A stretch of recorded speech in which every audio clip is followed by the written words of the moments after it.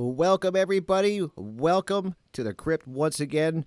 Thank you guys so much for joining us for what is going to be another great interview with an amazing guest. And before I get my guest on, I just want to ask you two very, very simple questions. Do we live in a slave system? That's question one. And question two, are you a slave? I think these are very important questions, and definitely have a guest that's going to be on very, very shortly. But before I introduce them, I just want to let you know a little bit about them. They do have the YouTube channel, Nature is the Answer. You can also find them on the One Great Work Network. And they are also the author of two books. And one of them is one I'm reading right now, which I'm going to show to you guys. Slavery, Gone for Good. Right here. An amazing book that they sent me, and I am reading it right now. I'm about halfway, about three-quarters of the way through, and so I'm just showing it to you guys because definitely I'm going to leave a link for where you can pick up this book, and I think this is a great place to start after watching this interview. So there's the book. I will show it again at the end, and I just want to go ahead and welcome my guest because I only have him here for a little bit of a time. So Cory Edmund Endrulat, I am going to go ahead. There we go. How are you doing, my friend? How's it going? I I'm was doing. on your radio show before. It was very cool. You were, yeah, an amazing guest. And actually, after our radio show, I got quite a few emails and people asking. So I sent them right away to your stuff on YouTube and at the One Great Work Network. And yeah, amazing stuff. And you're always welcome back. I thought we had a great conversation. We touched on a lot of important topics. And I think that these are topics that need to be talked about a lot more, as I was saying on the radio show. And this one, as I was saying at the beginning, is very important. And the Yeah. questions I asked were, do we live in a slave system? And if so, are we slaves? And I've talked to people about this, Cory, and get a multitude of answers. Some people think that we have a little bit of slavery, which I guess it's slavery light in their eyes, I guess. And other people that are in full denial. So I wanted to get you on because I do know you talk about this a lot. And I think that maybe if we just kind of hit some bullet points that we wrote down, that it'll be a great way to kind of let people know what's going on and maybe make them look into it a little bit further. So I think it'll be great. So I think we should start, Cory, right at the let's just get right into it. And I'll let you let people know, what is slavery. Yeah, so slavery, when a lot of people first hear about it, they have a conception that likely came from the school system that they were raised in, especially in America, because we have a history of it, or at least it's a great part of our history. You know, we fought a whole war over it. It's called the Civil War, and the Revolutionary War was about freedom as well, but not about slave freedom, which was quite interesting. But you can see that there's a connection between these two wars, so-called, that there was a freedom wanted by human beings. There was this idea that humans are equal and therefore should not be slaves or should not be under a tyrannical system, should not be coerced to do certain things that they don't want to do. They just simply want to live their lives with freedom. And they see that, hey, why can't we express our freedom?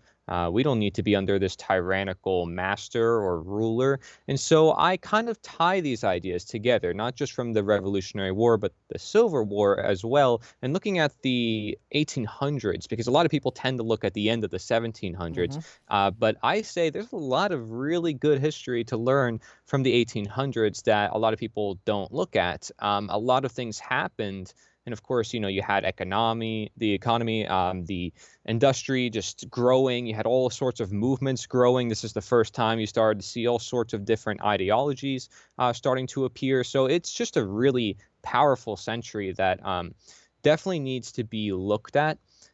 So that's why I tend to look at that. And so if we are to just start from ground basics, what is slavery?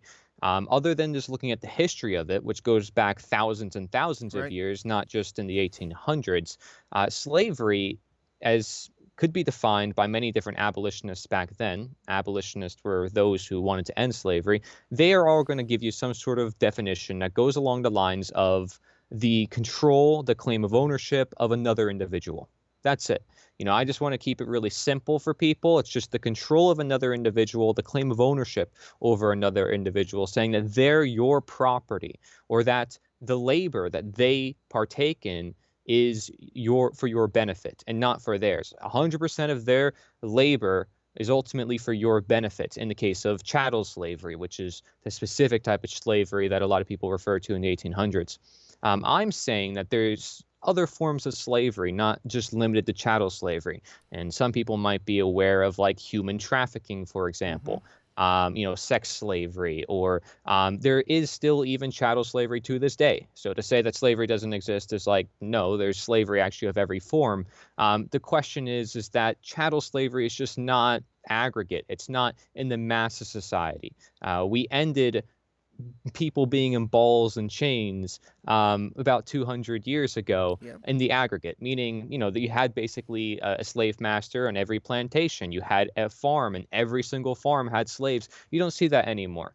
You're probably going to see some farms that still do those practices, like I said, but they're not going to be everywhere like they were back then. And the reason why is because of the abolitionists, is because of the freedom ideas, is because of those people who really questioned the status quo and said, well, do we really need this system? Are these people equal like us? Do they have a thing called rights? And could we define what those things are as well? Because once we start to really question what those basic things are, these birthrights, these things that make us equal as human beings, then we start to actually follow that path. We follow it through actionably.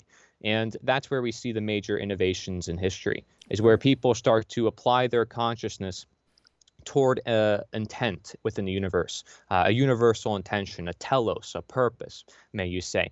This is the cause of every religion, it's the cause of every political party, the cause of every science, is to find the purpose within the universe, the underlying meaning, the value. And a lot of people may just want to take a mechanistic view and say things just happen randomly, there's just causes and effects, but then what's the point of us studying them? The point of us studying them and looking at history so that way we don't repeat the things that we see are tyrannical and chaotic and crazy. So that's why I'm here saying, man, what if we look at the slavery of the past? If we can't define what slavery is now, well, what if we're enslaved right now? And a lot of what's happening in today's world, which we're going to give examples of, is slavery or I different agree. forms of slavery. And so once we look at that, we can realize, wait, it's not gone. And perhaps it's because we can't define it, even though it's as simple as the claim of ownership over the life or property of another. But notice I said life and property. It could be maybe 100% of your property is taken from you in the case of chattel slavery. Yep. Your whole life, you have to do everything for your master. But what about 50%, 40%, 20%? Is any percent of your life and your property belong to somebody else? Any percent at all? Because that is the question here. We look at this thing called taxation, right? And this is a prime example of somebody saying, hey, your property, that of which you earn, must be taken from you for the greater good. They Yep. make these justifications as if somehow you can justify the means for the ends. Yep. And that's how they view it, but without looking at the specific actions. Like, do you realize that you're actually condoning theft or condoning somebody taking something from another by saying that that is justifiable? If Mm-hmm. that's justifiable for the greater good, then there's a lot of things that are justifiable for the greater good. And really, we can't really have a good because we're making justifications for it. Just facere means to create a right, not that it's actually right, but to create it. Right. And so that's what we should look at here when we're looking at slavery. Is there other forms we're not paying attention to where there's justifications being made for these forms to stay in existence? Just as back in the 1800s, there was slavery, and many abolitionists were like, man, this is wrong. Why should you enslave somebody? But everybody would be like, well, it's necessary for the economy. Oh, Yep. well, it's enslavement, but if we didn't have slaves, we wouldn't have the economy. Oh, if we didn't have slaves, we wouldn't have cotton. They make all these justifications, and the list just goes on and on and on of just trying to keep this immoral act that they know is immoral, but just have to hold on to because they've either been trained into it, born into it, propagandized Right. into it. Can't imagine a worldview without it. Don't want to take action about it. And so that is exactly what's happening today. You say it's cowardice or the lack of courage to want to change the world and create freedom. But it's more than that.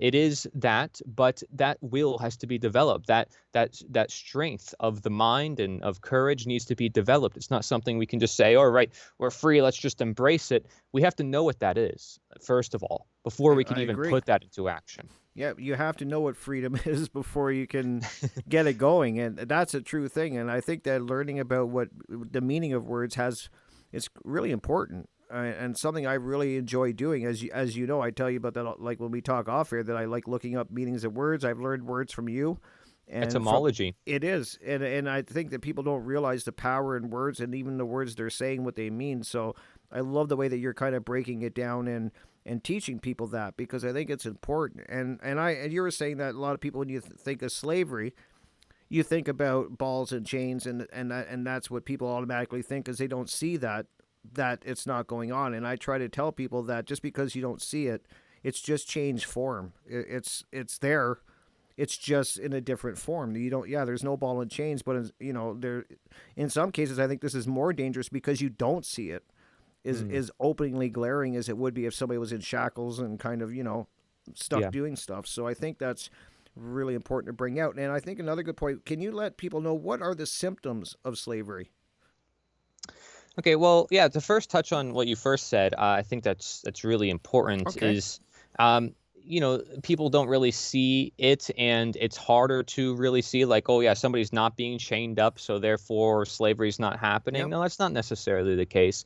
The abolitionists of the past, and a lot of them, I have their quotes, especially in the book that you're talking about. I mean, more than half of the book is just quotes from the abolitionists. They weren't just pointing to chattel slavery. They were pointing to a lot of other forms of slavery. They were looking at the nature of what slavery is itself, minus the term that you put in front of it. Okay. Whether it's prostitution, child, or chattel, or political, or economic, or whatever slavery you want to say it is. Slavery is slavery, right? Yep. So I just want to make that point clear. It's like, yeah, it's going to be harder to detect in certain forms, but that's just because they're different forms of slavery. Exactly. And so if we can just understand what slavery is, period, then it would make it easy to really understand all the other forms. So if it is just a claim of ownership over the life or property of another, now what you're asking me is how do we tell that that is going on? And Right. so Very important. there's actually a section within the book that asks this very question. It says, what are the symptoms of slavery? It says control, war or conflict, trauma, fear, including the fear of freedom, democide, and the lack of love, knowledge, sovereignty, freedom, and order. So democide is the number one cause of unnatural death. This is, for example, World War II, right, where you have so much casualty, millions and millions of deaths. And, a lot of people are like, man, we don't want this to happen again because they have consciences. They realize, man, this is wrong. What the Nazis did, what the communists did, what all these nations of the world did, even America contributing to these nations and going into wars that nobody wants to participate in. Just the whole idea of war. I mean, does anybody ever win? I mean, that is a symptom, however, of slavery because people are fighting a war that most likely they don't want to fight in, Hmm. and they're putting others, coercing their lives into violence. Somebody might be living in Germany and get bombed the next day. Somebody might be living in London and get bombed the next day. They didn't ask for that. Yep. Their own Yep. life and property is being breached upon by outside forces without their consent. And so you have fear, including the fear of freedom. If you are in fear, well, first of all, you can't even think. You're contracted. Yeah, I Um, say that all the time. If you're in that state of fear, you're not consciously thinking, you're reacting.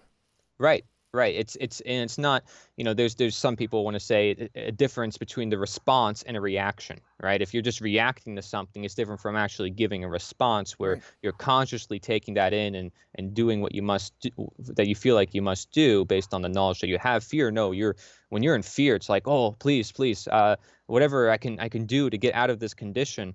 And you're not really maybe thinking it through, like, why am I in fear? Maybe it's really hard. Fear is something that attacks our instincts, right? Yep. So our instincts is a whole different part of us because, of course, we have our conscience and our high order thinking, and then we have our instincts. And those instincts often get played on through these systems of control. Because if you're the slave and you're, disobeying your master, well, he's going to probably whip you Yep. in the 1800s, right? And you're going to feel pain, and that pain is going to make you want to be a better slave. Unfortunately, it works because fear puts the trauma inside of you, so that way you fear your freedom more and more. You might try to escape. You say, "Man, I have this high order conscience," but then they catch you and then they whip you, and it's like now you have no choice but to obey your instincts and obey your fear, and you can't rise above who you are ultimately destined to be because you're meant to be free. Right. Nobody comes out of the womb with chains on them, Very true. saying Yep. you are a slave. No, nobody comes out of the womb like that. As far as I see, you're just a baby of a mother, of a dad. You don't have a birth certificate or any particular papers required for that baby, or vaccinations or whatever man-made thing required for that baby. That baby, just in its pure essence, that pure state, is a baby. It's just a product of the mother and father. Right. We've added all these other things onto it, and a lot of people like to go into the birth certificate and how much that causes problems later on in life. That is enslavement. If something's happening to you as a baby, I mean, you can't even consent to that. You can't even think for yourself what's Yep. going on at the time, and your life is being signed away to some foreign corporation, and they're making a straw man of your name, and all the letters you get in the mail now is in full capitals. It's like, you're a baby. How are you supposed to know any of that is happening? So a Yeah, lot of that's people, crazy. When I started looking into that about birth certificates, yeah. that's an eye opener, and I don't think a lot of people realize. Like, start looking into that about you. And you're right. You're not even old enough to consent to anything, and Mhm. right away they're putting you in the system. You're becoming a slave so young. It's Yeah, so that's an example a lot of people use, and that's just one type of example where it's like, man, I was a kid. How could I have known? And then why did the parents do it? Well, because it was custom. It's just natural to do. yep. Well, does that make it right? Does that make it just? Does that make it natural just because, everybody's doing it? So, other signs of understanding that slavery exists include a lack of health, few possessions, or the lack of knowing or ownership thereof those possessions, or restriction of movement. Am I able to go from country to country without some sort of documentation? Nope. Am I able to go drive a car across, my land without some sort of documentation? Am I able to trade with somebody independent of any third party if I want to?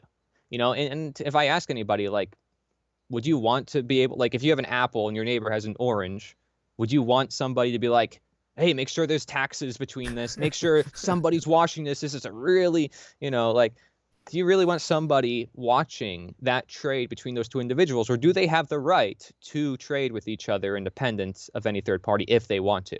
The difference there is if they want to, right? Exactly. If they want to be free to do what they want with their own property, the food that they grew, the body that they have, to move, to walk, to run, etc. That's movement. A slave had to be on the plantation, had to get permission, receipts to go from plantation to plantation. Yep. And the master had to know every part of where he went. There wasn't technology and mass surveillance to do it back then, but you might relate that to now. Exactly. And few possessions, yeah, that can happen. Of course, you have that famous slogan from the World Economic Forum, that you will own nothing and you will be happy. Yep. So if you don't know about that, well, that's just a little tad bit to just throw in there. We'll talk a bit more about that one. And a lack of health, because slaves are not going to necessarily be treated in the best way. You might relate that to nowadays where a lot of people are eating junk food or fast food, but honestly, sometimes they don't have a choice because they don't have enough money and they're trying to get by. And I can't blame them, if they're falling again to their instincts or their temptations, or there's people who are manipulating their taste buds Oh, into for eating sure. certain foods, and then people are basically enslaved into eating certain foods. You can relate this to health. Oh, I'm like coffee. I'm addicted to coffee. I'm addicted to sugar. I'm addicted to dairy. And like these things, although they can be healthy potentially, depending on, the way you look at it and how it's taken and moderation, etc., these things can enslave people. Yep. But that's a choice for themselves ultimately. If the slave is unaware of what's happening to themselves, is unaware of their lack of control, then they're enslaving themselves. That there is a part where they're not just being enslaved by somebody else, but that they're enslaving themselves. Yeah. So, And I think uh, a lot of people, Corey, would you not agree that that's what's going on now, right? Is that people are willingly enslaving themselves, not even realizing it. I think that yeah. they've got the system, the mind controllers of the world got this so down to an art that they're basically making us do it to ourselves, and we don't even realize it. A lot of people. Well, a lot of people want to do it to themselves too if they're convinced of the fact that it might be good for them, right? Very Oh, true. I take Yep. this vitamin, I'm gonna have a healthier heart, I'm gonna have a healthier body, and do they really know if it's gonna actually make them healthier? And by them saying, "Well, it's gonna make me healthier," they sort of become dependent on it. Like, yeah, I need this to become healthy, and if Hmm. somebody and everybody tells them and everybody's doing it, it's like, well, okay, I feel like I have to do it. But do Yep. you really have to do it? And, is it something that's natural, essential, right for you to do? Again, like that is the question. Is slavery natural and essential for society? Well, we found out chattel slavery is not natural and essential to society Correct. when we abolished it in the 1800s. And again, it's still present in some fields, of course, it's going to happen in different areas, especially if we put our guard down. But ultimately, because people's guard up is so high now, because they realize it's an immoral thing to do, Right.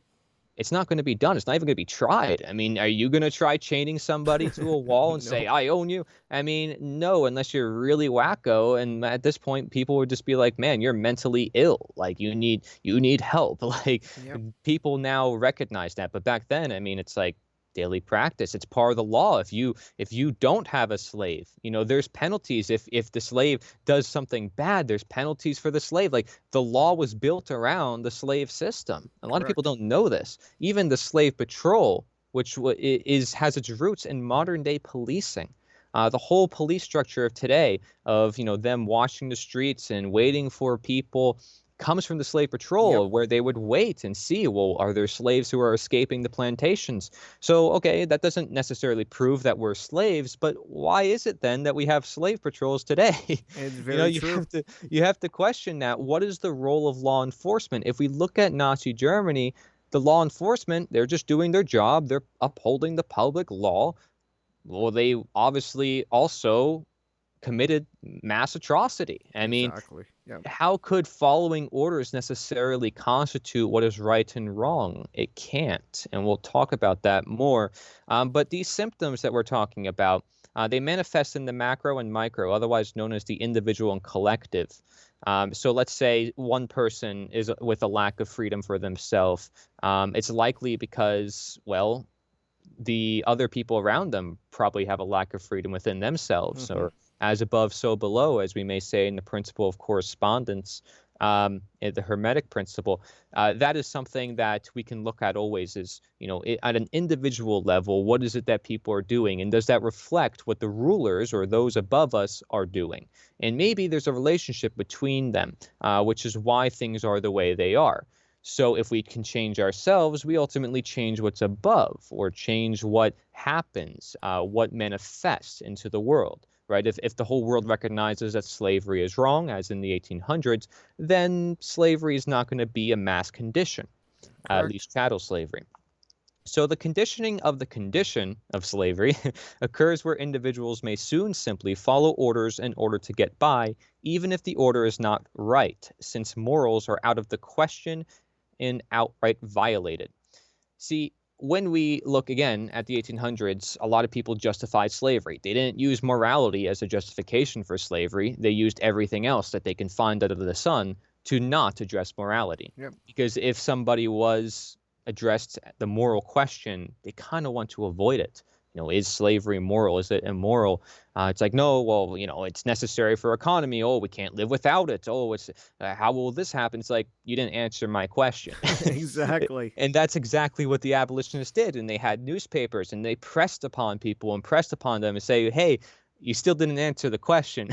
Like, is it right or wrong? Does that matter to us, what is right and wrong? Or is it just, whatever we want and we can just be God and do whatever we want? Because then what's our result condition ultimately? Do we care about other beings? Do we care about equality? Do we care about justice? Like, is there even such a thing as justice? Because if there is, then yeah, we probably care to some extent, hopefully, about right and wrong. Exactly. I agree.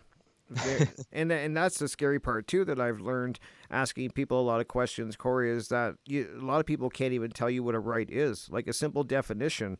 And that's why I keep telling people that's why we're losing our rights so quickly and we're losing our freedom quickly, because people don't even know what the definition is. And it's such a simple definition that not to cause harm to another sentient being.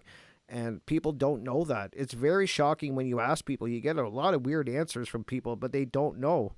So how can they fight for it? How can they defend it if they don't even know what it is? It's Okay, so yeah, we can approach this in different ways because some people might know that answer and a lot of people may not, right? Because we Yep. don't necessarily learn that through school, but Oh, for sure. ultimately, if we say these rights come from nature and not man, then there's a different authority at play, and I think that's really where we can hit the nail. Is rather than defining what right and wrong is, or what rights are, if we're going to apply them in an action sense, to say they're correct and moral, we can do that, but we should also be aware that a right action produces right results. Correct. As Richard Wetherell would say in his book Right is Might, very good book that goes over Correct. Yep. general ethics. I think it's a very good book because you're not really necessarily looking for a definitive answer. You're recognizing where those rights come from, and then from there, you kind of already have the answer. And to some extent, the same thing with slavery. I feel like people already kind of know what it is. Hmm. Because they have some sort of background of what it is based on history. And to them, I think it is about control over another individual. It's just about how they apply it. And again, if you're going to put those rights in the hands of others and say, well, rights are determined by pieces of paper or by man made authority, then those rights are not natural. Exactly. If you're going to look at slavery and say, well, slavery is dependent on this piece of paper, that piece of paper, it's like, well, wait, is it actually immoral? Is it actually moral? Like that's a natural question. It's questioning our nature. Like, are we meant to be enslaved? Are we meant to be free? So the questions that we ask have to really be rooted in nature. That's ultimately what I have to say. And so, the definition I will give is that a right does not violate the nature of another. And That's again, a you can, good way. Yes, that's a good one. I think just because it hits at the root and you can address other topics with it, not limited to just actions. But of course, if you do want to just look at actions, yeah, you can address it in the sense of harm. Like, does it cause harm to somebody or does it not? That's how you can understand right versus wrong. That is definitely cool with me because it's observable. If you have a world of chaos, versus a world where you see there's not much chaos. The big difference is the morality of that society. 100%. Or even if you were to look at if that society is free or not. Well, let's think about it. What's required for freedom?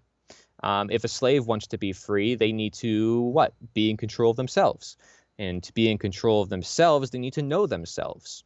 But they need to know themselves, so knowledge is required for freedom. That's interesting because, a lot of people may describe freedom as this chaotic state of nature where there's just all this going on and nobody knows what's happening. Well, is freedom really chaos if freedom, by definition, is required by sovereignty, by understanding yourself, by knowing that you are free? Because if you can't be responsible for your own freedom or recognize that you are free, will you ever be free? This is how the slaves ultimately freed themselves. The abolitionists were there to support them, but they weren't the ones to be like, hey, slave, you're free. You have to understand this. Let's brainwash you. No, they didn't. Abolitionists did not force the slaves to do anything. That's the whole, that would be counterintuitive to their cause. The abolitionists were educators. They were like, hey, slaves, you have rights. Do you know that? You own yourself. You know that? And slave master, you have no right to enslave your slave or even to call yourself a slave master and to call this person a slave. And they were just educators. They're facilitators. And what are they facilitating? They're facilitating the natural condition of those beings to say, hey, you're just a person and they're just a person. There's no difference between you two. So Exactly. that's where we can understand rights. It's just at a basic sense of understanding slavery or understanding nature, whatever way you want to look at it, you're going to come to the same conclusion because you're not depending on man-made authority for the answer. You're not depending on some piece of paper or legislation. You're looking at the intent of the universe, the purpose, the telos, like I talked about. So that is different than looking at, well, like I said, somebody and their whim, their opinion of what right and wrong is. That is what we call moral relativism. And I And think just, that's yeah. rampant in the world right now. It really is. And I think that that's the major problem is that people believe that other people have more rights than others, right? And Mhm. we got to get past that and realize that we all have the same rights. And It's as you're not, speaking, yeah. natural law, like natural law, which I'm very big on talking about on this show, as people know, I talk about it on here on my radio show. I think that and doing the work on yourself. I love, Cory, that you brought that up too, because I think the shadow work, which is what I call it, that you have to do on yourself too. I think that's where it all starts. I always say that that's the foundation that you have to start with, and then build off of that. If you don't do the work on yourself, then how are you ever going to get teaching it to other people, or pointing in the right direction? So I love the way that you said that. Yeah, it is definitely required that if you want to be free for yourself, you have to free yourself. Yep. Somebody can help you. Somebody can defend you. They could defend you and your rights, yourself, your body, because somebody's trying to do violence upon you. And you could defend somebody else as well. But ultimately, you have to be the one to be in defense of yourself because that person's not going to always be there to defend you. Yep. True. And that person is not you. So you can hire somebody, say, "Hey, I want you to protect me." That's a voluntary agreement, by the way. It's not police. Yep. And Big you know, difference. even in that case, though, you have to recognize that, well, they can help you, but they're not fully responsible for what you are. You have to realize still where the obligation is, where the right is, and that ultimately belongs with you and you alone. You have to be responsible for that. And, responsibility, ownership, sovereignty, these ideas is what creates freedom. This is freedom from slavery. Correct. Slavery requires no knowledge of those things. The slaves in the 1800s did not know how to read or write. I mean, that right there is a clear sign. It's like, how would they ever know that they would be free or to express their intelligence if we recognize that intelligence, that rationality, reason is what allows us to recognize that we're all free and that we have a purpose and meaning and value. They're not allowed to think like that because they're just working all the time, constantly working and having to do what other people tell them to do. Is there a lot of people in today's world that are working really I hard, was that are just going to ask constantly you going that. every single day, that are just following orders of what people are telling them to do, Yep. and then also conceiving of that as right and wrong, legality as morality? Hmm. Because then we're not seeking nature at all. In fact, we're moving far away from it, which is why I talk about nature is the answer and why I wrote my second book.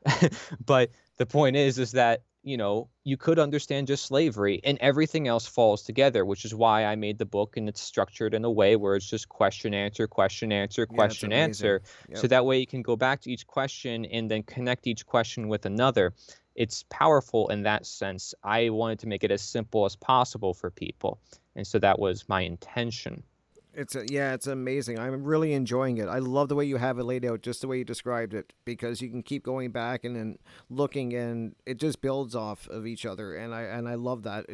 I really do recommend, guys, that you do get this book because it's going to help you a lot and help you understand the way things are and how we got here. And I just really enjoy the book so far. So I'm glad you're talking about and even quoting from your book, which I think is amazing. Letting people know what they're going to see and read in there. And I love the way that you did say that, though, that people have to take ownership of themselves too. I think that's so important because I think a lot of people are busy pointing their finger at everybody else or everything else and not at themselves. So I think that people have to start taking accountability for their actions, and they're not a lot of people. I think that it's like as you were saying, it begins with yourself and educating yourself too in a lot of in these aspects and these terms too, and all of it. Yeah.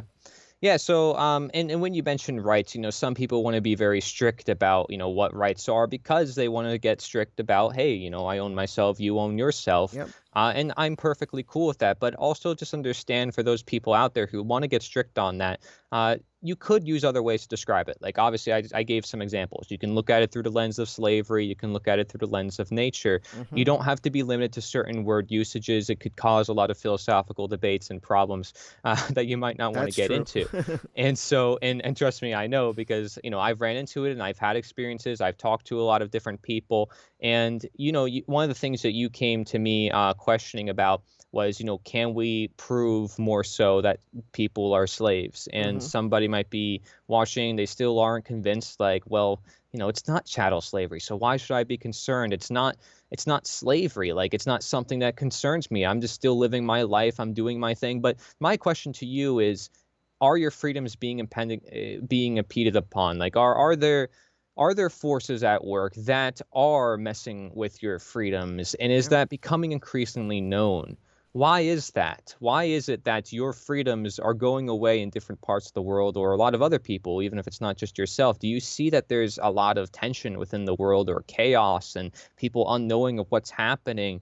Because I will make the tie and say that some slavery is happening, even if it's in the case of tyranny. Mm-hmm. Um, because the founding fathers used the same terminology to represent tyranny as slavery. And a lot of people over these past hundreds of years saw America moving in the direction of tyranny more and more as it continued to exist. And people still don't realize the underlying reason why things are becoming more tyrannical, Right. right? Why the systems of control are becoming more controlling. Perhaps it's because they're systems of control. You ever Yep. think about that? So let's look at some of the mechanisms that they use, right? Yeah, like We have a list. that's great. We came up with some that I think that are amazing to touch on and are going to get people thinking because this Hmm. is what I use when I talk to my people around me or my friends or even family. I kind of bring up these some of these examples, and it does make them think because I don't think people really sit down and give it enough thought. So let's cut the first ones that we came up was licenses and permits. So break that one down for us, Corey. Sure. Well, first, also before we talk about that, going back into the idea of rights, as so long as you're not giving away your conscience or your rights to others, it's not really an issue. However way you wish to define those rights, I just want to put that out there because Okay. again, you're not putting it into man-made authorities' hands. And if you're seeking nature as your authority, then automatically you're sort of looking at an objective source, or you're trying to find the truth, which of course is not man-made. It's something that is truthful. It's a law. That's why we call it natural law. And I encourage people to look into that perspective. I have many resources on that. So now we're going to talk about man-made law going into this. Yep. And because I'm saying slavery still exists, I have a quote that I did in my recent video that you watched, Yeah, it was a right, great about video. how slavery still exists. There's a quote in there by a guy named Salmon Chase, and he talks about how the government comes to assist every slaveholder because private force is not strong enough to create slavery, let alone maintain it. So organized force would be necessary to create that condition to begin with. And if you look at the history of governments, the very first government was Sumeria. They were also the birthplace of slavery. Yep. And that was about 6,000 years ago.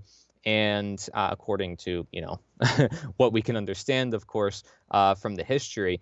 And, that's when they started making these man-made laws and giving punishments. And some of the most bizarre things, if you look at their law codes, like if you do this, you get your hand chopped off. If you do this, you get your eye gorged off. It's like, okay, who decides these There's rules? still crazy laws if you look into some Right. like there's Can't collect still rainwater. yeah, don't even get me started on that one. I'm learning that the hard way in my So area. And so let me ask the person who's watching this, does that seem sane to you? Does that seem normal? And if somebody does try to collect rainwater or do something like that, where they're not harming anybody, sorry, they're not harming anybody and they're not doing anything that most people would see as wrong, Hmm. then why is it an issue? Huge um, fines here, Corey, if you get caught collecting rainwater. I couldn't believe it. How big the so fines are if you get caught with a bucket of water. Like, that just shows you that pieces of paper have a lot of rule over our lives. I mean, let alone money, right? Which is also used as a piece of paper. yep, So our lives are ran by pieces of paper. You know, people want to say it's the elites, it's these people. It's like, it's just pieces of paper. yep, But and it's not really them, right? Because we're enforcing that. We're saying, hey, yeah, that such a system should exist. Oh, it's democracy. Oh, it's this. Oh, we're part of it. Oh, we got to change it. But we're not really looking at the underlying situation. Like, is that paper actually right to exist? Like, are we supposed to worship papers? Are we supposed to have people in positions where we respect them with certain authorities and give them more rights that don't exist? Because if you say that rights are natural and that they're God given and not man made, then how could you say that you can give rights that don't right. exist to people? So that's another thing to throw out there. So when we look at licenses and permits, just break down the words. Permit means permission. So if you are asking for permission to do something, whether it be traveling, driving, of course, driving is the bad term because it means commercial use in the corporate terms. But if, let's say, you're traveling, you're walking, you're running, what have you, and they're like the politicians or whoever it has the power Yep. somehow to say that you need a permission to do that, you need a license to do that. Do you think that's right? Do you think you should have the ability to be free in deciding, well, if you want to travel or not? And so that is a question that people can ask themselves, and that gives sense into slavery because your body belongs with you. It's your property. If somebody tells you what to do with your own property, which is your own body, that's slavery because they're claiming ownership over what you can do with your own body. Yep. And so the same way the slave can't go off the plantation without a receipt, like we said before, the same way you can't leave your house without some license. And of course, that might even be completely true when I say leave their house, because look at COVID, Yep. where some Exactly. people can't even leave their house. Like they can't even actually drive, let alone leave their own house. I mean, how much more worse could it get to the point where people still don't realize that it's slavery? And Harriet Tubman even said, one of the top quotes I put in my book is, I could have freed more slaves if I could have convinced them that they were slaves. Exactly. And Frederick Douglass said, I did not know I was a slave until I found out I couldn't do the things I wanted. Well, that's awfully specific. He's not saying, well, I didn't know I was a slave until I was balled up in chains, and somebody said, well, you're a different color than me. No, he's literally just saying because he couldn't do the things he wanted. There's many things that I can say I can't do because it's illegal, right? Yep. That means what? Does that mean I'm a slave? Well, perhaps, especially if I'm coerced against my own will to do or not do certain things, because then I'm violently complied into being what they want me to be. And so, what gives someone that power to decide what somebody else's life should be? What gives them that power to give out licenses and permits for everybody else? And why is it that everybody thinks that's legitimate? That is what we call statism. Yep. That's a great question. It gets its power because we give it the power. Like, Right. it's Just as anything else in this world, right? exactly. If we want something to grow, we feed it. We give it our belief. We say, yeah, this is true, it exists, and therefore it's natural, it's right. And if everybody sees it as natural or right to exist, then it's going to exist. But if everybody sees it as wrong and not natural, just as chattel slavery today, then it's not going to exist. So it's just that simple. If people are going to believe in pieces of paper and worship it, as if it's the Holy Grail and must be obeyed, or else consequences, then that's going to be a real thing. They're going to make it seem like a real thing, even though it may actually never really be a real thing in reality. Hmm. So that is, again, finding out our purpose. What is real? What is not real? That takes time. That takes time to realize, well, if we don't really understand the truth, then the truth is going to bite us in the butt. And that's what For has sure. happened. Democide, history, massive death, millions of deaths. That is the result of complacency, of human ignorance, of fear, of humans not knowing where they belong, of giving um, evil people permission to do evil. That's ultimately what it is. It's good people allowing evil, and not realizing that's evil or allowing it to happen. And so the slave, might just give in and let himself be whipped and let himself. He might even want to be the most obedient slave because then he doesn't get whipped as much and he can stay in his peaceful slavery, as Thomas Jefferson would say, rather than dangerous freedom. Right. Uh, but of course, just because freedom is dangerous does not mean freedom is not destined or that freedom is not required for the human species to live on. Because think about it, without freedom, do you have any innovation?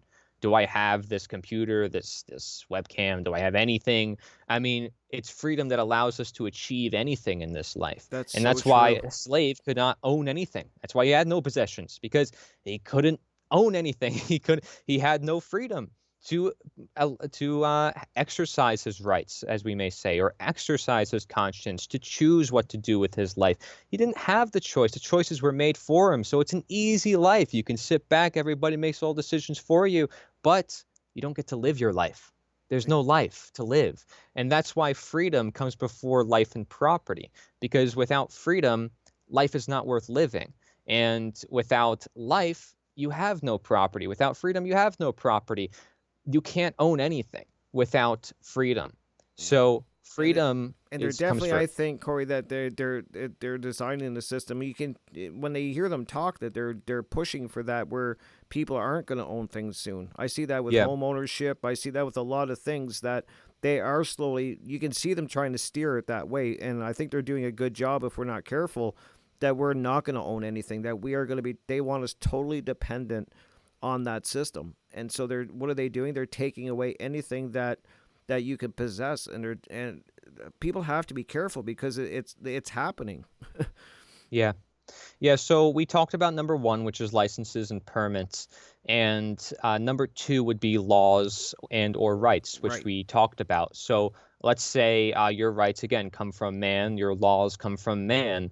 Then you're dependent on man for how you should live your own life, because you're saying everybody's got the same rights, they're all equal, and everybody has these rights that are to be exercised. Well, if that's the case, then how come there's people that we call authority that have the right to do things that you don't have the right to do? Yep. And how come they can create laws and determine what your rights are? If they claim to determine to be the source of your rights, then they're claiming to be your God or your nature, your creation, Yep. yourself. And that again is slavery, because if we're saying rights belong to you, it's natural to you, it's your property, then well, claim of ownership over your life or property. Right. Slavery. So number three is subjugation, coercion, or fear, This is a right? good one. Yep. Yeah, and this ties in everything as well. I mean, these are all interrelated. Again, if you don't have a certain license, you're going to be coerced into getting a license. If you don't follow a law, you're going to be coerced into following the law. Okay, so the other ones, yeah, you could have obeyed it, you could have wanted to.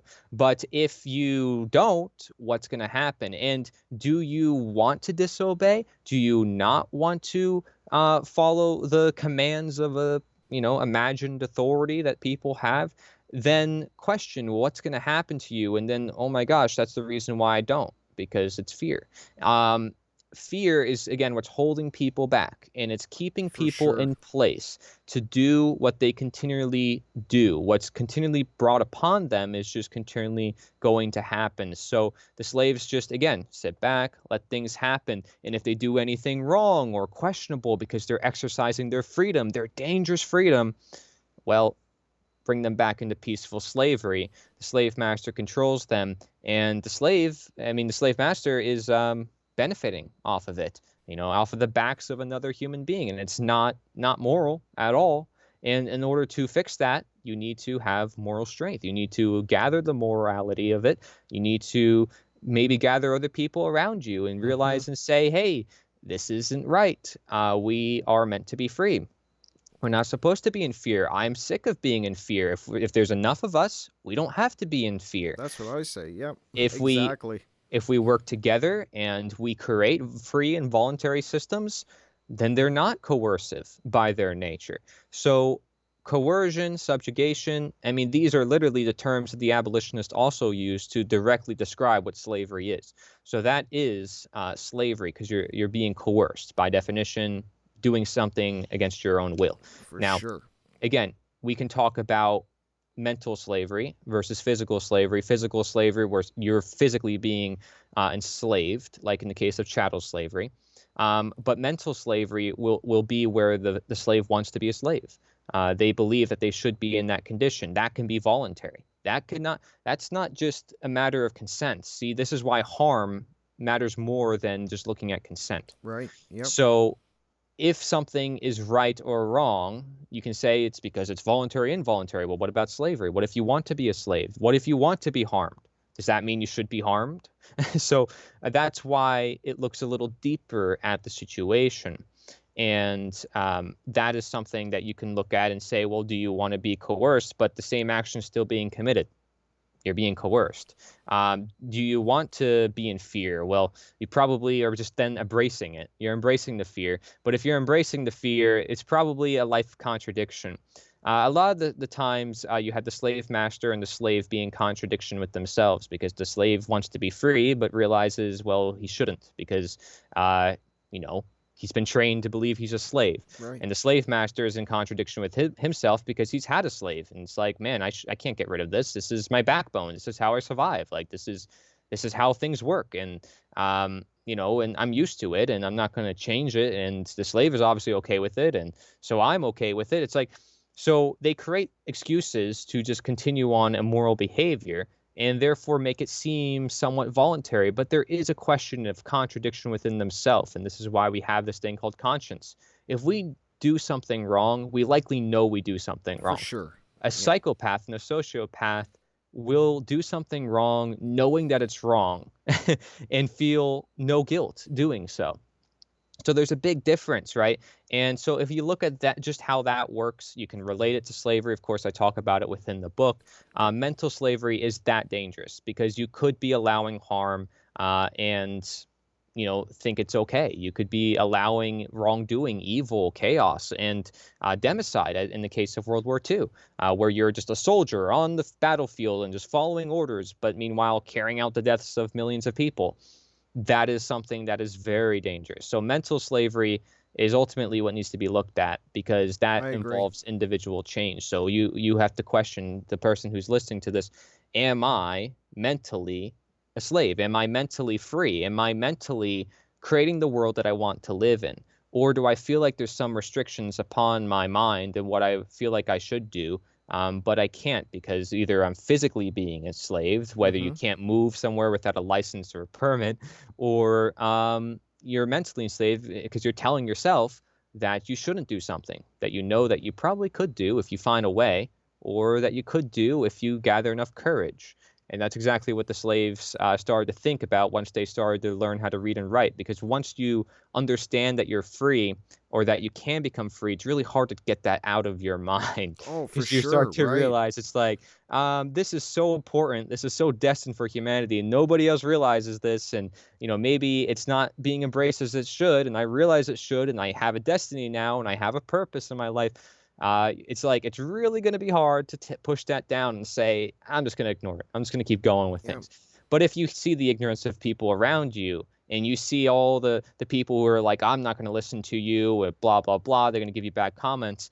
You might feel like, yeah, I should just give up. I should just Yeah. give in. But does that mean you should give up? Does that mean you should give in? You're just going to become a mental slave again because now you're saying you should give in to the fear of talking to other people, of giving them the courage to also free themselves. So mental slavery can be on many different types of sides. Do you see? Oh, for sure. And do you do you think that like that's what I noticed over the last couple of years, and I gotta be careful how I word things on here because as you well know, YouTube will pull things if you start Mm-hmm. touching on certain subjects. But everybody knows what's happened over the last couple of years with this you know, pandemic or whatever you want to call it. And were you surprised how quickly people gave into that fear? Because that's kind of what got me off my ass, was when I saw how quickly people bought into the fear and just complied with everything they were told to do. And that's what really gave me a gauge where I saw where humanity kind of was at, was this fear. And then I keep telling people, even after this, they have another fear bullet, I call it, in the chamber. They just constantly have this fear going. And were you surprised how quickly people got into that, like fell for that fear? Well, to be honest, I know a lot of people woke up from seeing how other people responded. I was kind of expecting it because um, I knew prior to that that people were just vulnerable or susceptible to what comes. Right. I knew that, well, people don't think for themselves. So if something comes their way and they're told what to think or say or do, that they're going to think and say and do what they're told to think and say and do. Right. So I did kind of expect it. And that makes it worse. It makes it worse than me just waking up to the fact. It's like, shoot, I saw it coming. For sure. And a lot of people saw it coming, but that's because you can just look at the world around you. If people are not taking responsibility of their own lives and they're believing in these things we talk about, licenses, permits, Yep. laws, rights. They're being coerced and put in stages of fear, and they're not talking like this to the camera. Men's talking about these subjects. They maybe don't even understand them. Then yeah, it's going to become really easy for people to become an increasingly state of slavery, because slavery not necessarily has to be black and white. Somebody can increasingly become more of a slave without realizing it, because they're becoming enslaved gradually rather than immediately, right? Very Like true.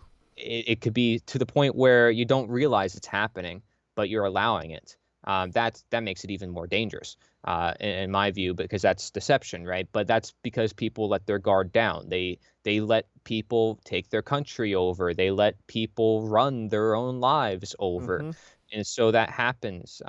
As above, so below. You see the Common Law Assembly, what they're trying to do. They're like, these people took our country over, and I'm like, these people took your life over. It's like, as above, so below. It's like, okay, that makes sense. They took everything over from who you are. Who's they? Just other human beings. Like, and who are they to take you over? Can they really take you over? No. Ultimately, you are in control of yourself. So technically, you may want to blame them and say these people are the problem or those people are the problem, but Yep.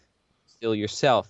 So that's why number 4 on this list is lack of Lack of ownership ownership. or Yep. knowing thereof. So if you don't understand that you own yourself, or don't understand that what freedom is for yourself, which is a form of property, you don't understand your rights for yourself, which is a form of property, then what ownership could you have? If you have a car and you don't keep it in good condition, you're probably not a really good car owner, are you? Right.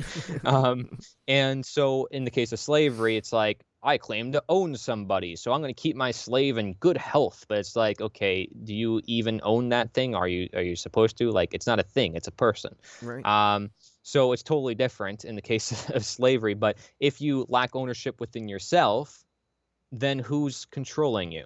If you lack ownership to control yourself, I'm saying, who is controlling you?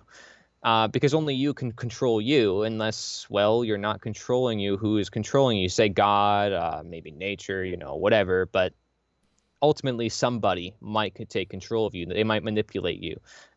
Take it, for example, a kid, who doesn't have the reason enough to take control of their own life, right? They're being developed. They're in the world and they're experimenting and they're trying to find themselves.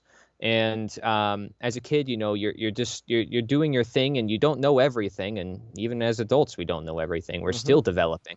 But as a kid, because I think a lot of people can relate to this, they may say, "Oh, this toy is mine." The other kid is trying to say, "Oh, no, that toy is mine." They're fighting over ownership. They learn it at a very young age. It's like, wait, yeah, I should share, or oh, it is his, or it's like you learn this stuff at a really basic level. But today, do people really understand ownership if they're so willing to coerce other people for the greater good, or for law enforcement, or for whatever, what have you, to be done for your selfish ego, your Right. will?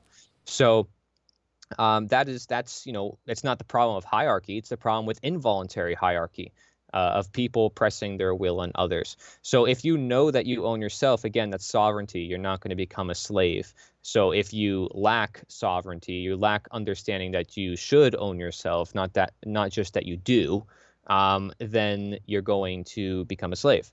So that right there answers number four. Yeah, And and then then that would lead right into the what we're talking about on number five, which is blind obedience and following orders, which is a huge one So following orders could be seen as statism, right? for Put really sure. simply, really simply.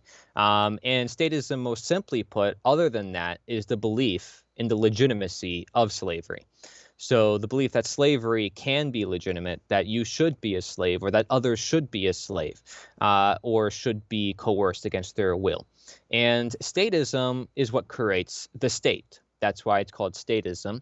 And so by the state, we refer to government, which again, coincidentally, the first government was the first form of systemic slavery. So, because again, slavery can happen from one individual to the next, private force, but Yep. that private force is not strong enough, like that quote before, to accomplish a means of, organized force. And what do people refer to the government as? An organized monopoly on violence. Even Elon Musk said it in an interview. And, a lot of people are starting to catch on to just that alone. And that tells you something. It's like an organized monopoly on violence. Well, violence, slavery, violence is coercion. It's doing something to somebody against their will. Yep. So essentially, you're enslaving them to the repercussions of what you decide should happen to them.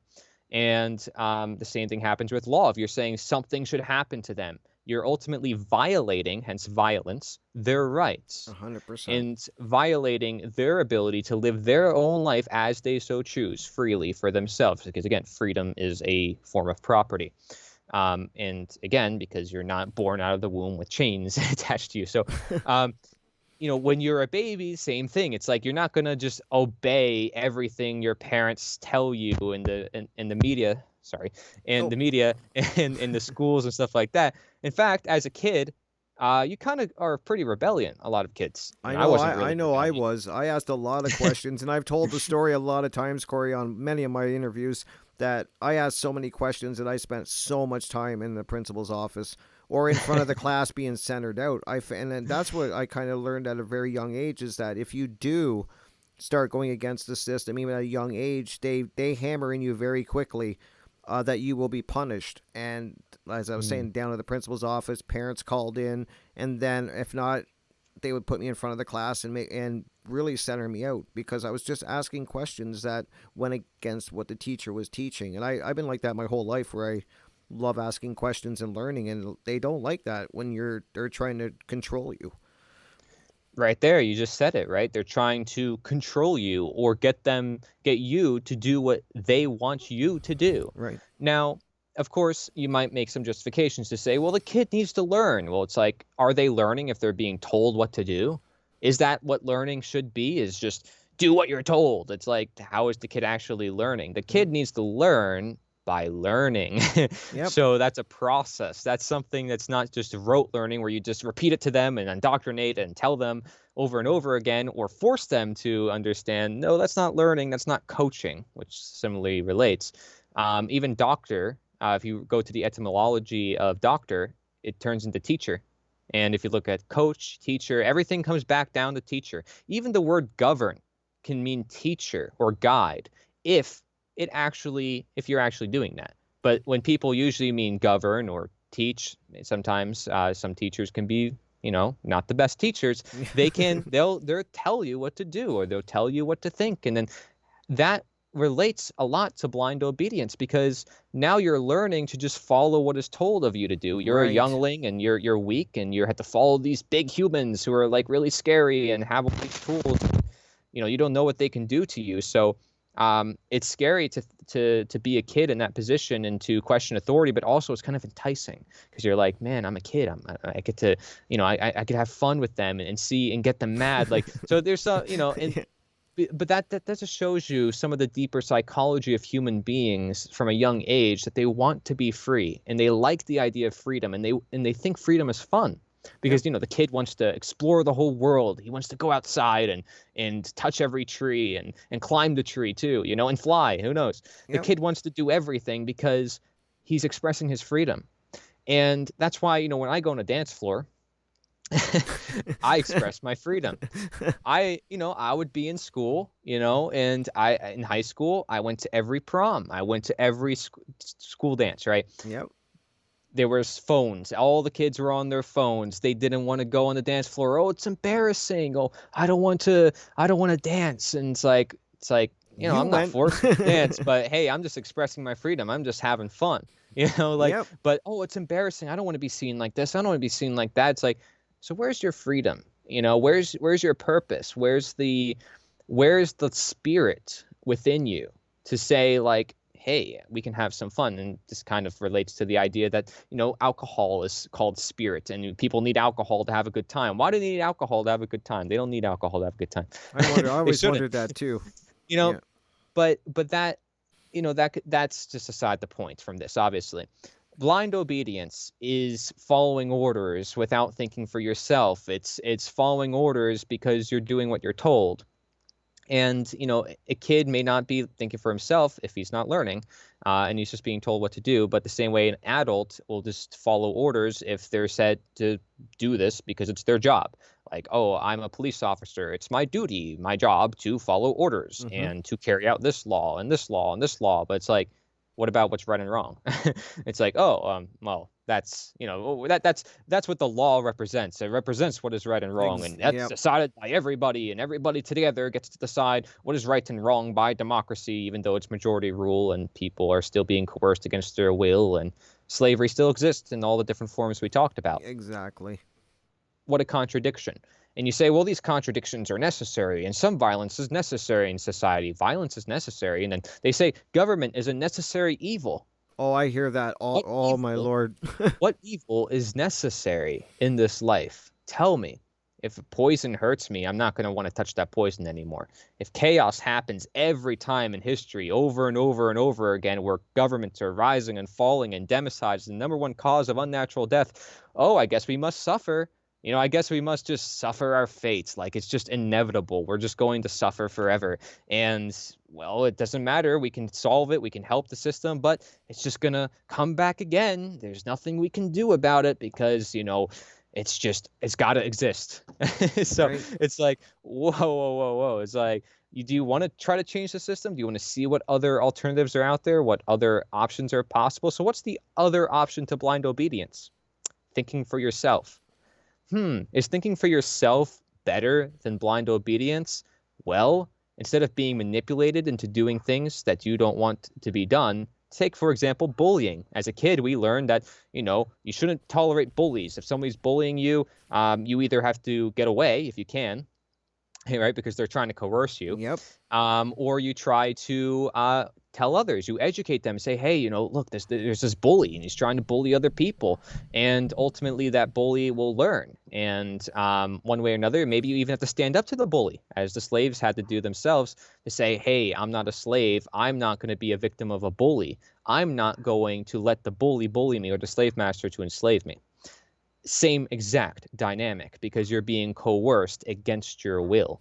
And again, even if you want the bully to bully you, which most people are not, Right. but if you do, because the bully has gotten you to, like, just be that person that they bully all the time, you probably still would rather that you were free. You would still live in a much better life if you were living what life you're intended to live, which is one not bound to the chains of another, not one bound to the life of another, Right. by, again, by this sort of servitude, even voluntary or not. So if you are blind obedient, if you're statist, if you're following orders, that question remains: is following orders something that's moral to do? Because if you're just following orders, you're not questioning for yourself what is right and wrong. You're not questioning what is moral to do. But if you are, then following orders is irrelevant, because you're following what is right and wrong. Exactly. So Yep. same thing with natural law in relation to man's law. If man's law aligns to natural law or the truth or morality, then what's the point of man's law? And if man's law is against natural law or truth or reality, or freedom, then it's we must disobey. We must not follow that law because it's tyrannical. It's going to contribute to slavery. So either way, there is no good or natural or healthy condition for which man's law can control everybody and tell I them what to do agree. with their life. 100%. And just to wrap it up, because I know that we are, I'm thank you so much, Corey, because I know that I'm keeping you a little longer than we thought, but I'm just really enjoying this. And I just think it's so important that we talk about these things. And so I really thank you for that. I learned so much from your book and from talking to you and watching your videos. I really have. And it's a great thing. And so to wrap it up, like just on the points that we were making, I see a lot of people that live in this state of denial that this isn't going on. And I'm sure there's going to be people that maybe even watch this and think this, they're really over exaggerating. This isn't going on. Mm. And they're in this state of denial. And I think that that's really dangerous when you live in this state of denial, because I think it's denial that got us into a lot of this mess that people just are kind of turning away and just not even looking at it and just kind of denying it. What are your thoughts on that? Well, first things first is I'm not trying to tell anybody to believe me, Right. or to take what I say as the truth.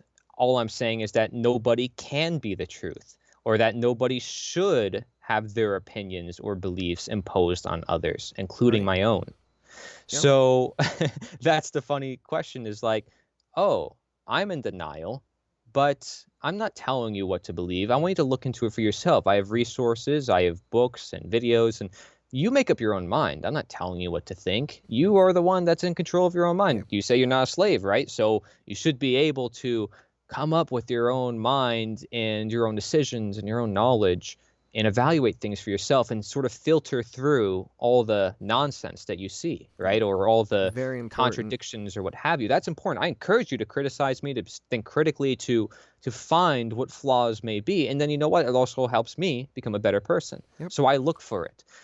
That being said, there's also work on part of yourself to really observe the world around you and to think about the things that we've talked about and the questions that I propose, throughout my books and throughout a lot of my works. I pose a lot of things, questions, on purpose, because questions help us question for ourselves if ourselves are contributing to any of the problems we see. Because again, we were talking about how it's ultimately on ourselves to change things, Correct. and as above, so below as above. If you want to change things and change things in the world, you have to start with yourself. You can't go around telling other people how to live their lives unless you start doing it yourself or understanding it Right. yourself. I can't go up here and say I know anything without having some sort of foundation of knowledge that I obtained for myself. And that's why I share in forms of books and materials. But I'm just a fellow human being, and you're a fellow human being. You have stuff to share. So share it. I Yep. encourage that. And if anybody wants to collaborate, I'm open to it. If anybody wants to contribute to anything, I have tons of resources, a newspaper, a summit, and what have you. I have it all. And documentaries on every specific topic. So look into it. And then at least you can say that you looked into it. At least understand where we're coming from. So that way, when you do refute us and say that we're wrong, you know exactly why we are wrong or why we believe what we believe, Right. because you studied it, you understand it, instead of just saying, "Oh, well, it's all wrong. It's all nonsense." Like, no, like actually looking to understand it, because obviously I spent years detailing the same stuff. I've spent years putting work into this. So obviously I deeply believe it. I deeply understand it. And same thing with you, and same thing with a lot of others. We spent a lot of time investing into this knowledge. So clearly it's not something that we're trying to market, or something we're trying to make money off of. I mean, I'm not making any money. If Me anything, I'm neither. losing. But it's not something we're doing for identity either. I mean, we care about what we're talking about. Like, do I want to talk about slavery? Do you think I want to talk about evil things? Do you think I want to ruin the reputation of the abolitionists of the past? I'm not. In fact, I'm just continuing what they said, and that's why I use their quotes. I'm not distorting their words at all. I'm using exactly what their words are saying, and I'm saying this is exactly what they said. Hmm. I'm not changing anything of what they said. I'm not twisting their words. They ended chattel slavery, but there's other forms, and they told us, not me. They did. And they lived in that time period. They were the ones who changed it. So learn from them, not just me. Learn from all the people, and then make up your own mind for yourself. I agree 100%. That was so well said, Corey. And I agree. I always tell people that too. Like, don't just believe people that you're watching, and that you have to do your own research. I think that's so important. And I think that that's something that's lacking. And there's a lot of reasons. I get that a lot of it's by design with all the distractions that they have out there. And you can name 1,000 distractions that they have for people. And I think it is to stop people from looking into these topics and diving into them. I think that that's what the system fears the most, is the things that we talk about and other people that are talking about these things bring to the table and start discussing. I think that's this knowledge fears. That's what they fear. They don't want people learning about these things. So I think that it's so important that, and I agree 100%. Like I said, that you have to do your own research, look into it for yourself. That it's so important, and something I do every day. I'm always looking into things for myself, and you can't just believe. You have to, and then implement it into your life too. When you start learning about it, like in the case of natural law, I found that when I learned about that, you start implementing into your life. It's very important. I agree.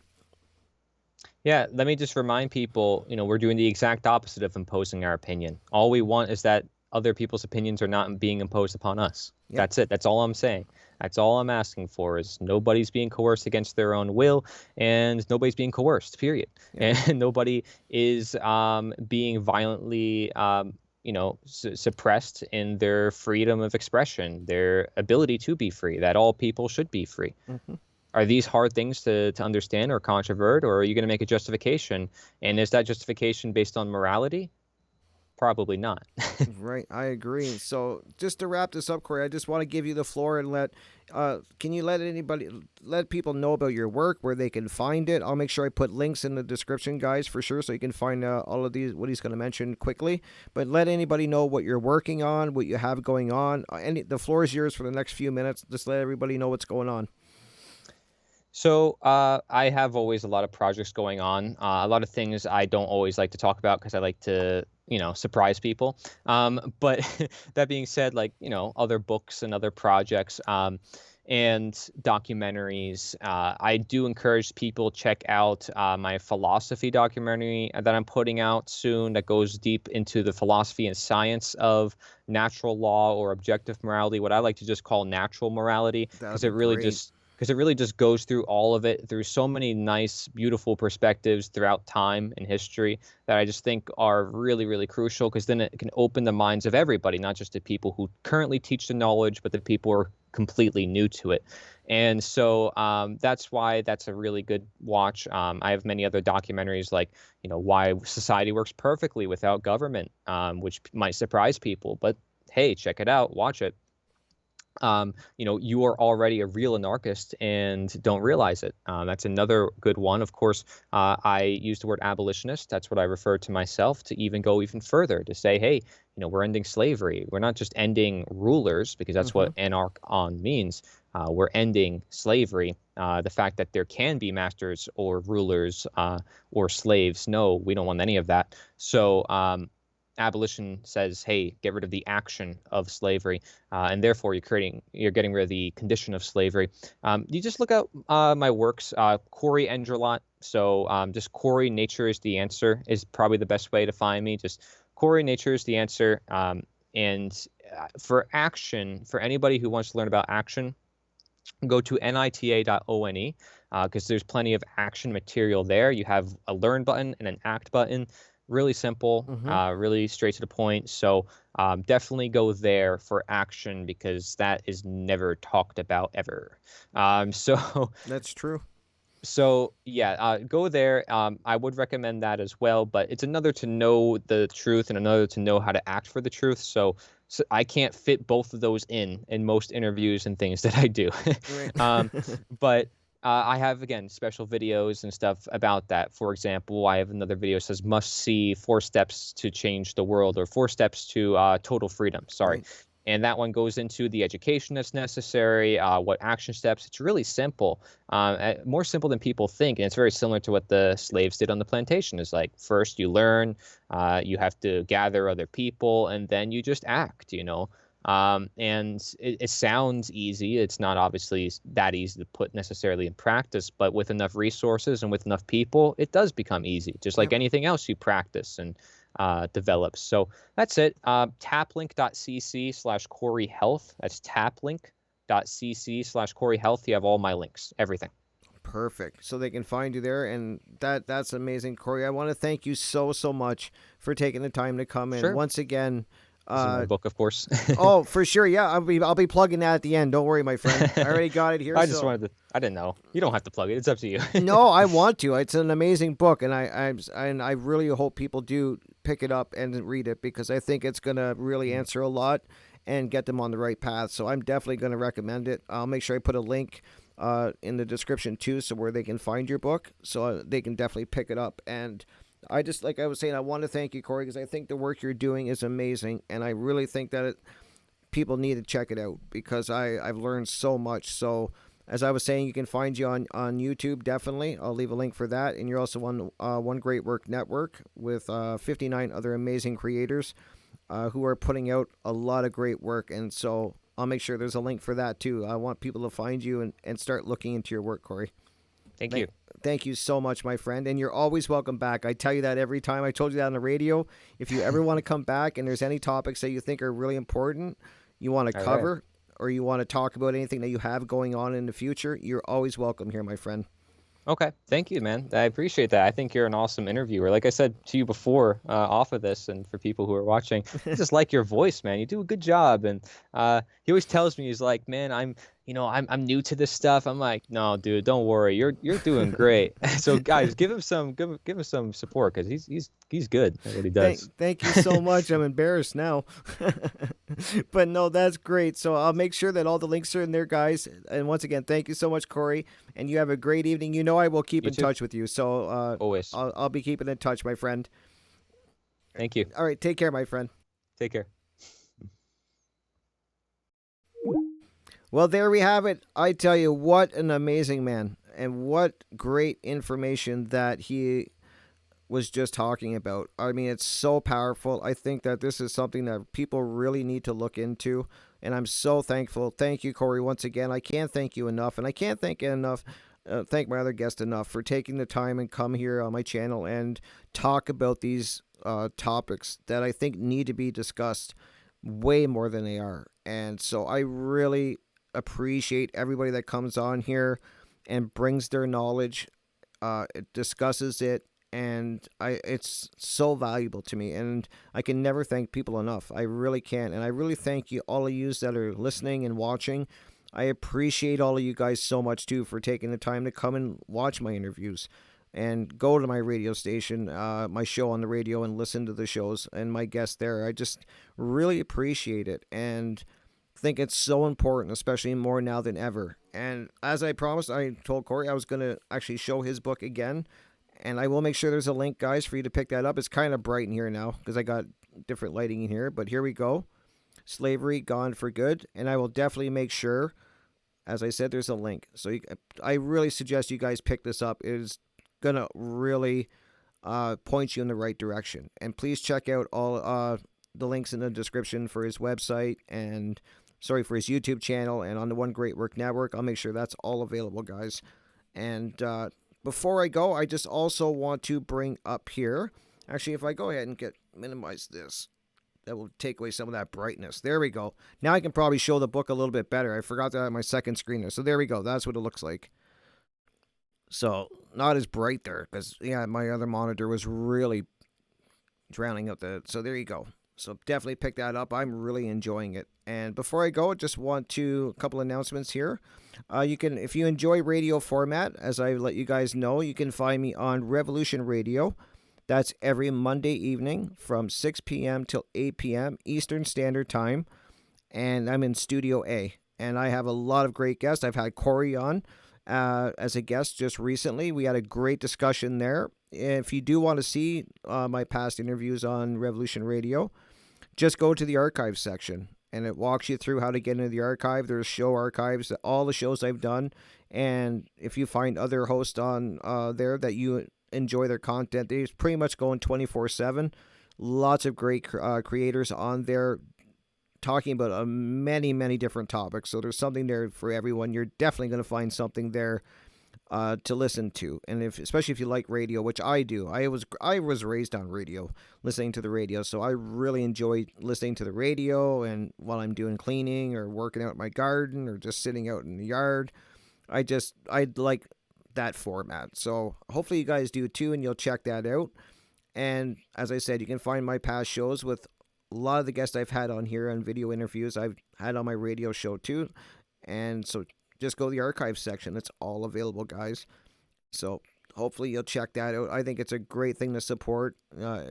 Freedom is very well alive at Revolution Radio. And there's not many like there any topic you can get into. It's not censored like it is on a lot of these platforms where you have to be very careful of what you talk about or what your show's about, or it's a I'm preaching to people about that because everybody knows that quickly they'll pull down a video or delete your channel. So you got to be careful. Not like that when you're on the radio. I love it. I really do enjoy that format. And the last thing here is, if I can bring it up. Why is it not coming up here? This is weird. It did come up earlier. All right, maybe I won't be able to bring it up here. All right, let's see here. Okay, there we go. I got it working now for you there, guys. So there we go, September 10th and 11th. I gotta take my glasses. Off, guys, because I cannot. I gotta use my glasses to read things up close, but further away, I gotta take them off. So there we go, September 10th and 11th. We got Convergence, United for Freedom, Focused on Action. Amazing speakers are going to be doing presentations. I really hope that you guys definitely go and register. It's free. It's a free online event. Just go to freedomundernaturallaw.com. So many great speakers, as you can see. A lot of them I have interviewed on here. So if you do want to see any names on there that you would like to see some interviews I did, I've done quite a few. I've interviewed a lot of the people on here. And I hope to have them back on my show again because, as I keep telling you guys, they just bring such important information. And I just have amazing discussions with them and learn so much. So definitely, please, guys, go. It's, as it says, it's a free online event. Just got to register. freedomundernaturallaw.com. Lots of great speakers. Definitely something I hope all of you check out. And as you can see, I'll be doing a presentation there. It'll be the first presentation I've ever done in this format. This is very new to me, doing a presentation like this, but I'm looking forward to the challenge, and, am excited to do it. So hopefully you guys will check it out, guys. I think it'll be worth your time for sure. So there we go. Now that I'm done talking at the end, as I seem to do, but I just really enjoy doing this, and I hope you guys enjoy coming and checking it out and listening and learning a lot of important things. So I thank you guys so much. Don't forget, I also do I always forget to mention, I do a live show with my co-host Cass. That's Saturday evenings, usually around 9:30 p.m. Eastern Standard Time, and that is a live show. So definitely come check it out. You can ask some questions in the chat if you want, or give us your thoughts, and I think that is pretty cool. I'm starting to do live shows. I do pretty much all my stuff is pre-recorded for YouTube here and my other channels, or my other platforms that I put it on. But radio is definitely live, obviously. But so I'm starting to do a little bit of live stuff on YouTube here, and I have a great co-host. We cover a lot of topics that I talk about on here all the time. So check it out. It's a lot of fun. I think we've done 5 weeks now. Maybe we're going to be on week 6. And it's usually about an hour and a half. So a lot of fun. Now, like I said, that's Saturday evenings, 9:30 p.m. And we usually go, like I said, for about an hour and a half. So check it out, guys. And thank you once again so much. I appreciate everyone that comes here. I enjoy this, and I meet so many amazing people, such as Cory and all the others I've had on that are just amazing people putting out amazing content. And I hope you guys are enjoying this as much as I am, because I really am, guys. So thank you so much. I hope you guys have a great day, evening, wherever it is you are. And I'll definitely be back very soon. I got lots of great interviews lined up with a lot of very amazing guests, both for radio and here on the YouTube channel. So please, subscribe, hit the notifications so you'll know when I post another interview. And that'll be super cool if you do that for me. Thank you so much, guys. Take care. Look after each other. And I'll see you very soon. Peace, guys.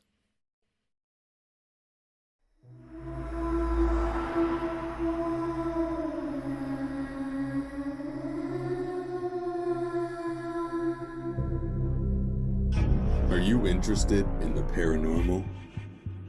Murder mysteries, cryptocurrency, and thought-provoking interviews?